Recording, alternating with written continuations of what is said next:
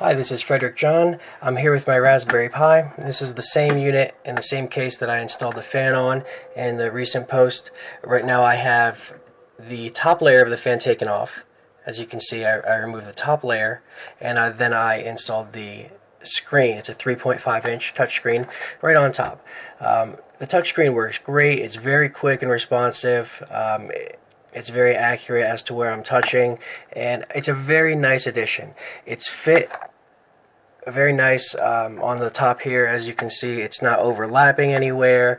It's just a nice fit. The 3.5 inch screen is a great option for the Pi if you want something that looks nice. It doesn't look like it's kind of makeshift or slapped together. Everything fits nicely.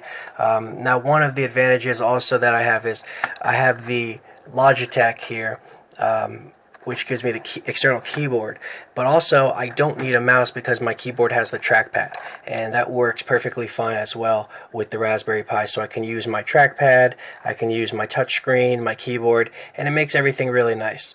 I've just set this up now, so I don't have it connected to the internet yet. I would have to connect it to my Wi-Fi, download the updates and things of that nature. But once I do that, essentially, I'll be able to use my Raspberry Pi. Won't need any type of screen or anything like that. Of course, I can still use a VNC connection, and I can always access it from my phone or from another computer. But to have the screen is a very nice feature because I can use it independently of other devices. And also then, what I'll be doing in the next video is, right now we're still connected to the wall. We still have the AC plug right into the wall. So to free ourselves of this, what we'll need to do is get an external battery pack. There's all the space available on the bottom here where we can install that battery pack. Now that's going to give us the ability to remove it from the wall, and with the touchscreen we'll then have essentially a little Raspberry Pi touchscreen laptop computer. So that's what I'm going to be doing in the next video. I'm still searching for a battery pack that's small enough that's going to be able to fit without much overlapping on the bottom, so that I can keep with the nice form factor and everything looks like it's supposed to look. I didn't want it to look kind of makeshift and thrown together.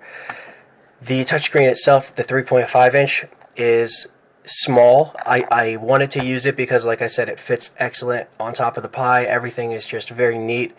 If I had to use this and I was going to be using the touchscreen on a regular basis, I would probably opt for the 5 inch. I think that the 5 or the 7 inch is going to be better for usability, but for something that's for occasional use, and I'm going to be using it here and there, and for demonstrating purposes, I think the 3.5 inch is fine, and I think that it looks better without having anything overlapping. Everything kind of fits on here nicely. It won't take you very long to set up.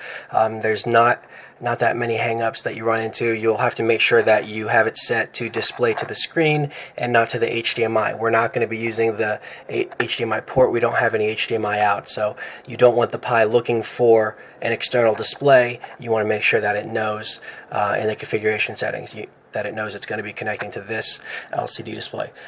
Again, that's not hard. It's a couple different settings that you'll have to change, but you shouldn't have any troubles with that. I'll upload a how-to, a step-by-step instruction so that you can get everything working correctly. Okay? Thank you for watching.